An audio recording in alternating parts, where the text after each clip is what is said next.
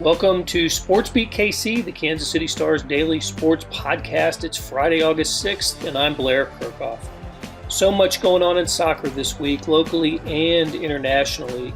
Sporting Kansas City visited Los Angeles and put a beat down on LAFC. What is it about the West Coast this team seems to love? Sporting welcomed back Alan Pulido from Gold Cup duty, but has bid farewell to Gianluca Busio, whose transfer to the Italian team is now official. How did Sporting address this roster opening? We tell you. Speaking of the Gold Cup, and we do on the show, a great experience for Busio, who I think will see more on national teams going forward. After a break, we talk about the U.S. women's national team and their bronze medal performance at the Olympics. It's a medal, right?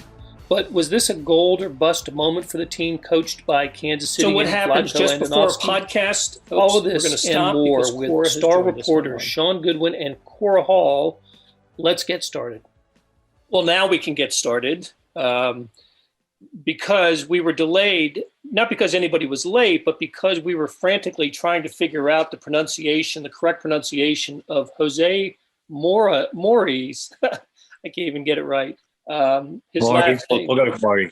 We're going to go with Mauri. Is that what we're going to do? That's all we'll go with. All right, I'm with you on that. The latest acquisition by Sporting Kansas City, an international transfer, happened just today. We're recording this on Thursday, mid-afternoon. Shaun, take us through the circumstances that brought Jose Mauri to Sporting KC. What kind of player is he? Where did he come from? When are we going to see him in the lineup? Yeah, so Jose Mauri, Argentine-Italian midfielder. Born in Argentina, is Italian. His grandmother is Italian, and he spent most of his career in Italy, actually, for the likes of AC Milan, Empoli, a couple of Italian teams out there. But yeah, Sporting KC brought him in on a free transfer from Argentinian side Tellerez earlier today. His contract would run out there. Now he'd been released by the club. And Sporting KC has brought him in on basically a deal through 2022 with an option for 2023. A guy who can play a 6, he can play a 8, which I personally think Sporting KC, with the emergence of Cam Duke and Felipe Hernandez's consistent playing outside of his personal leave, I thought Sporting KC was good in midfield, but yeah, he's come in. And this kind of segues what we'll be talking about soon with Busio. Wasn't in the squad for LAFC. Rumours with him to Venezia. It's kind of what's being whittled down to will be finalised soon, it looks like. So yeah, we've got Mauri coming as what looks to be his replacement.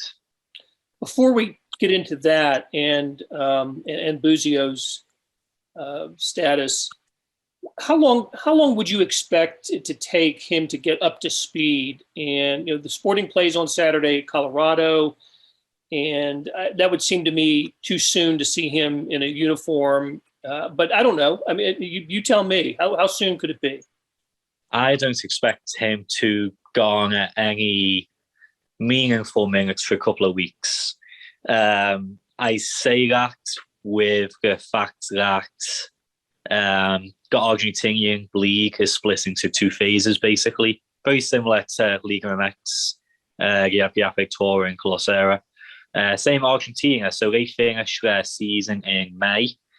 And then goes like the quarterfinals and semis of the playoffs, which he doesn't feature in. So, he played a couple of games back in May, and the Argentinian league started up this past couple of weeks, but he hasn't played any games out of the 4 games played so far. So we're talking about a guy who hasn't played in a competitive fixture since May. So, when you think of it like that, it's basically an off-season, and most guys, I'm sure he's been practicing and training, but he hasn't had any significant game time for a long time. So, as I was saying just then, I think Sporting's got plenty of depth, to be honest. Espinosa's, kind of near the end of his career and whatnot, but Illich and Slossing there. Cam Duke has been doing great. Remy Walter is stepping up. So I don't think it's a huge issue, but, it's good depth, and whether he's a starter or not for the long term, I don't know. But I think it'll be a couple of weeks till we get our first proper look at him, to be honest. And there's plenty of season left for Sporting KC. And listen, I'm all. It sounds like he sounds like a very talented guy. I can't wait to see him in the lineup. But the way Sporting's been playing the last few weeks, maybe even last couple of months, I don't know how much you want to tinker with things. The latest evidence, the 4-1 victory at LAFC on Wednesday night, they were just tremendous. 4-0 against a good team on the road. Wow, just historic win. Break it down. Yeah, historic. Tell us why. Yeah, for true history, I know LAFC hasn't been in the league for that long, but they've never conceded 4 goals at home. So Sporting's the first team to travel to the Bank of California Stadium and score 4 goals. Sporting was 3-0 up at half-time, which was the first time since 2010 that Sporting's gone on the road and scored 3 goals in the first half. So both, historical, meaningful stats. It's not your piddly kinds of stats like first time Sporting scored 70 degrees on a Wednesday night. It's like meaningful stats. So excellent game. Alan Plezo did come back. He scored after 20 minutes despite having practiced with the team for a month. And they just look so good. And after the Seattle game, I asked Peter if that was a statement game. He said no. After the LAFC game, I asked the same question. He said he doesn't even know what a statement game is. As soon as you get full of yourself, the soccer gods will get you. So, they're staying grounded, which is great. But I think he kind of has to say that right. But when you take a look at it, go wide angle, the Seattle game, I got his viewpoint in both teams were missing players, Gold Cups, injuries, so on and so forth. But LAFC, they were missing Segura, missing Murillo, 2 very good defenders. But that was an LAFC team that was still stacked with all-stars. Atuesta, Vela, Rossi, and even past those guys, they've got, plenty of great depth down the team. So 4-1 on the road, that is a big, big, big victory for Sporting KC. And now top of the West with a game in hand. They own the West Coast this year as well. It's playing well in the West Coast. And again, they go back on the road on Saturday against Colorado. Daniel Shallowey, another goal for him, and big news for him this week as well. Tell us about that. Yes, Daniel Shallowey, first All-Star call-up, which is great for him. He is Sporting KC's only representative this year. And he keeps the tradition going of a Sporting player being in every single All-Star roster since the inaugural season of the league back in '96. So great for him. But it's I think it does bring up the question of, I think of fan voting for All-Star games. It's a nice way to get the fans interested. But it's a popularity contest. Let's not forget I can't remember if it was the 2014 or the 2015 MLB All-Star game. That was basically the Royals because of the fan voting, which is great. And obviously, there was lots of good players who deserve to be there. But you look at Daniel Shallowey, he has the most goal contributions in the league, combining goals and assists, 15. He's tied for second in goals, and he's right behind the leader, Carlos Hill. He has a lot of assists, but Shallowey is up the standings in assists as well. And he wasn't voted in by the fans. How the MLS All-Star game worked. Yeah, go on. I was going to say, and first player produced from the academy, MLS All-Star team, which is pretty darn cool. Hey, let's keep it on the men's side just for another moment or two. Did both you guys see the Gold Cup final? Did you stay awake long enough to see it all? Cora, did you burn the midnight oil to watch USA Mexico? I'm not gonna lie, I tried to go to bed early so I could wake up for the game, and then I ended up just staring at my wall, and then I like turned on to Twitter, and I saw that they won, and I was like, I should just watch the game. It was incredible. You know, the U.S. Mexico, the second time they played this summer for a trophy, and the U.S. wins both of those games. There's something, Shaun, you have followed soccer your whole life. You know what the great rivalries are in the sport, in club play and in international play. I don't know where USA Mexico ranks, but when games turn out to be just chaos and havoc and, just a frenzy type of game, and I think the crowds contribute to that as well, this is a pretty darn good rivalry. Oh, yeah, it's great. I was down at Power and Light for the game. Not so much burning the big nice oil, more than fueling myself with a little bit more oil to stay awake that night. But yeah, no, great rivalry. And yeah, at Kansas City P&L, you had House in the main courtyard, all of the Mexican fans. I was in Johnny's where a lot of the US fans were.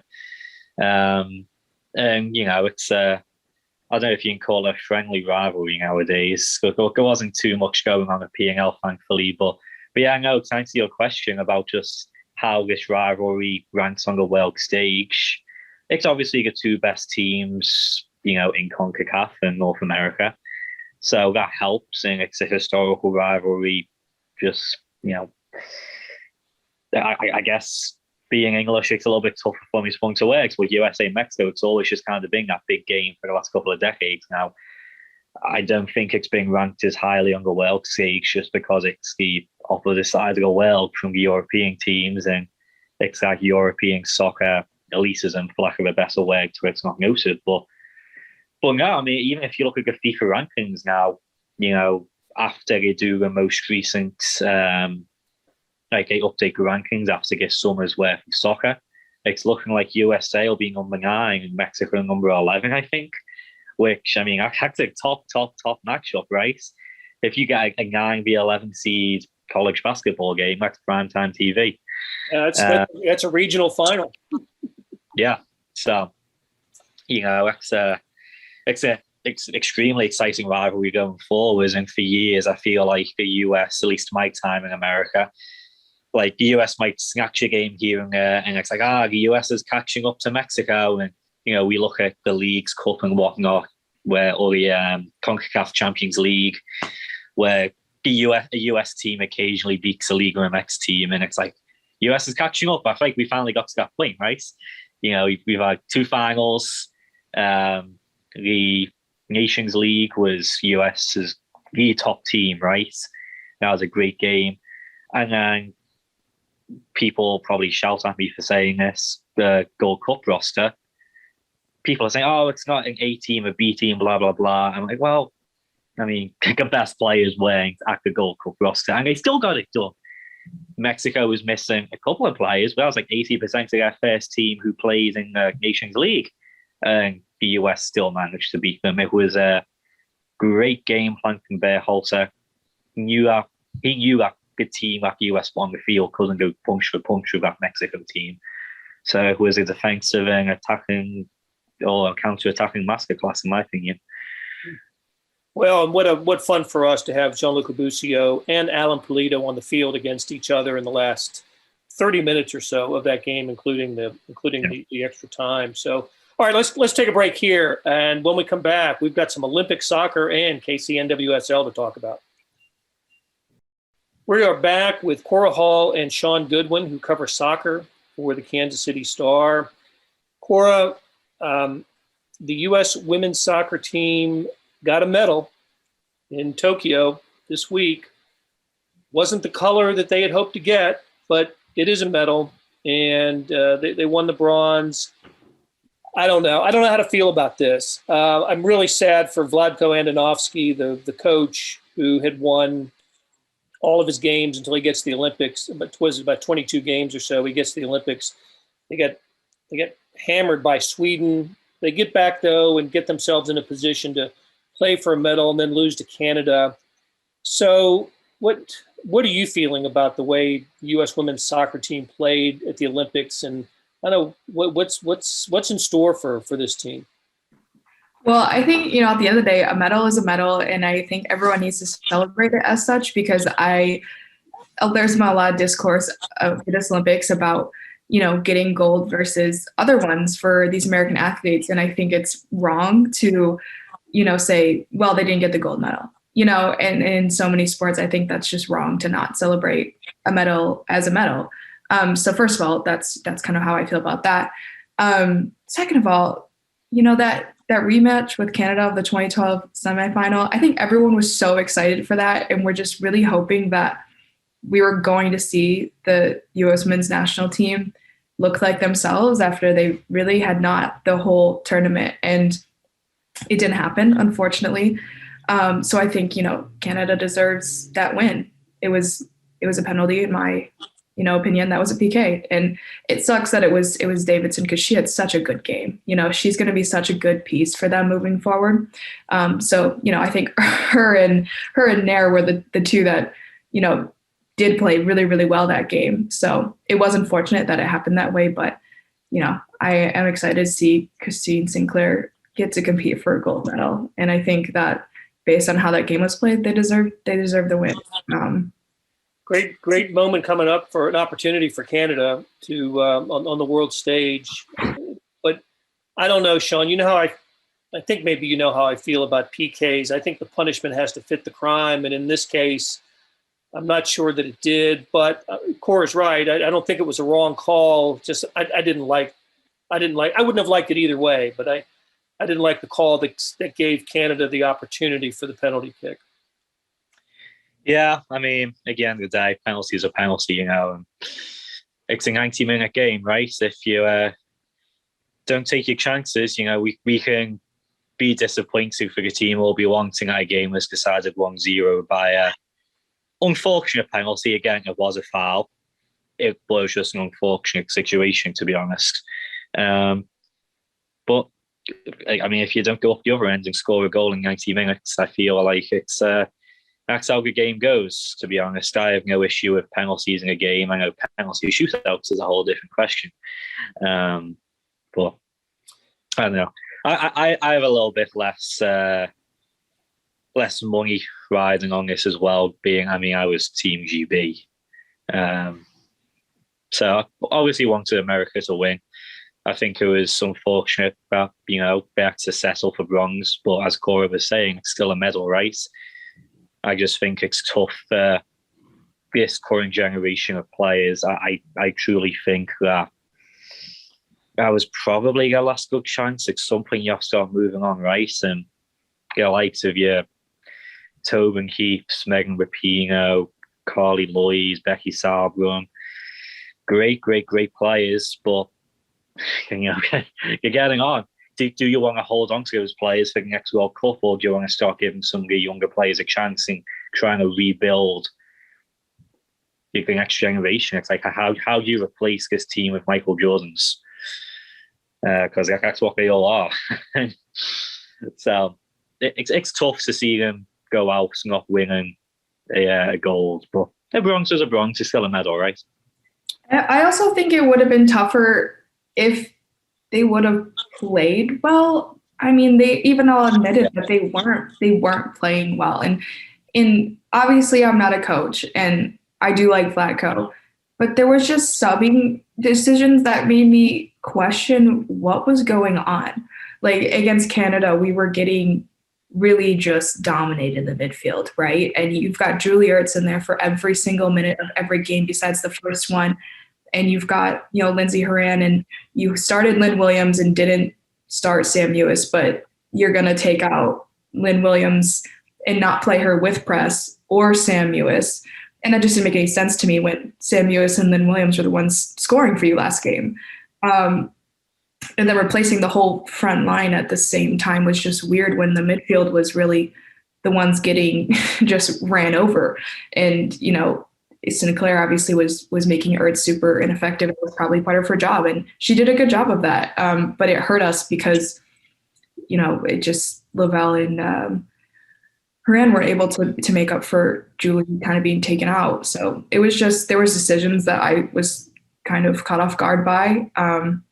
along with the fact that we didn't get a shot on goal until the 65th minute. So that's the other, I mean, the penalty didn't feel good. It was kind of a bad way to have them get ahead when they hadn't been pushing the tone or getting opportunities. That was like their first chance.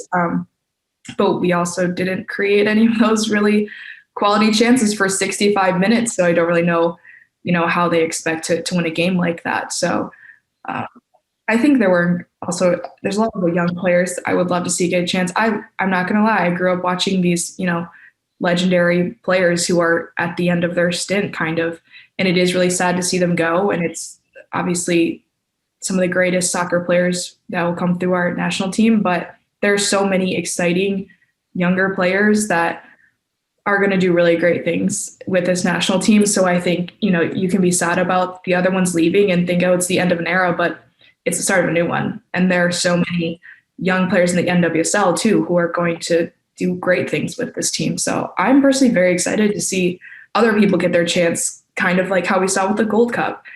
These young guys were exciting. Some of them played even better than we thought they would, and they went out and won a Gold Cup. So I think the U.S. women's team needs to kind of match that energy too, going forward. Well, you're right. And you talk about the end of an era. I do think when we look back on, on this team and these players together, maybe the greatest stretch of success with the 2 World Cups. And, it's too bad they couldn't cap it off with a gold medal. But listen, I can remember, and you guys aren't old enough, but I remember the changing of the guard previously when after the 1999 World Cup, when the Mia Hamm, the Julie Foudy, the Christine Lilly, that team, the teams don't stay together forever. And I think the decision was made this time to keep the veterans together for this, for the Olympics, give them a shot at the Olympics. There was disappointment. They didn't get a medal the last time they participated in the Olympic Games. So let's give them a chance to get a medal.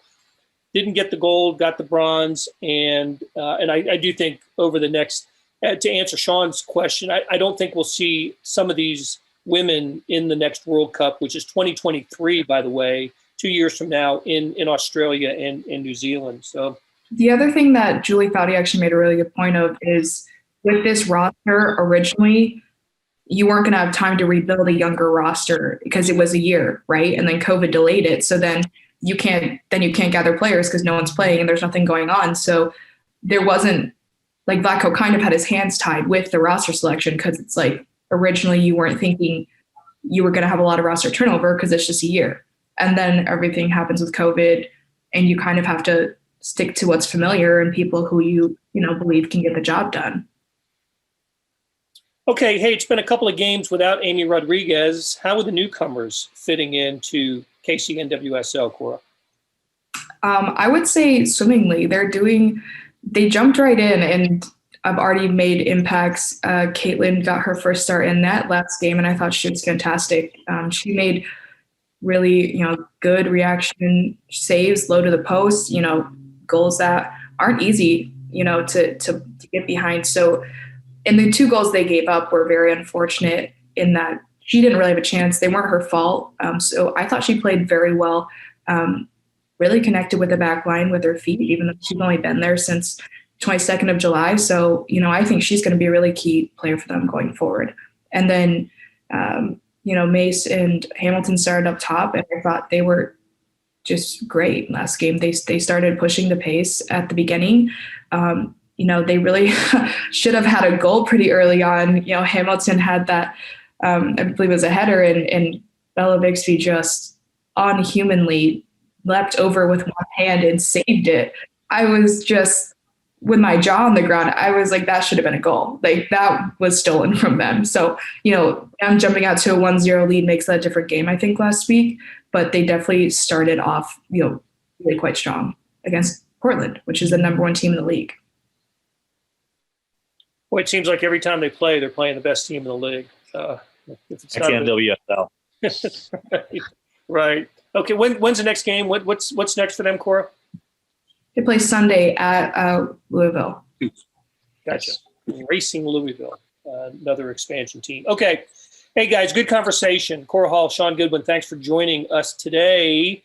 And this is the last show, at least for now. I mean, who knows what happens after this, but Cora Hall's time at the Kansas City Star will come to an end before we record another soccer podcast. Cora, we have really enjoyed having you, and Briar Napier, who couldn't be with us today because he is on another assignment. But what fun it was to have you and Briar here this year, 2 interns for the Kansas City Star who really love soccer. So thank you very much. Yes, thank you. Making my life so much easier. Well, thank you. I've so enjoyed working with you guys, and it's been a fantastic summer. All right, guys, take care. That'll do it for today and this week on SportsBeat KC. Big thanks to our production staff of Derek Donovan, Beth Welch, Monty Davis, Jeff Rosen, Chris Fickett, and Savannah Smith. Tip of the cap to Shaun Goodwin and to Cora Hall for stopping by and talking soccer. Their stories can be found in the show notes and on kansascity.com. Hey, we have another deal for you. You can subscribe to Sports Pass for 99 cents a month.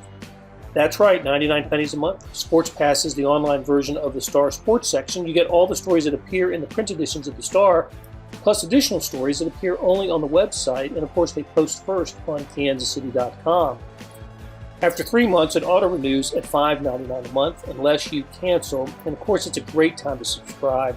Read about what's going on with the Chiefs at training camp, the Royals, who just took 2 out of 3 at Chicago, the colleges, man, who knows what's going on with KU, K-State, and the Big 12, our soccer teams, and more. How do you get it?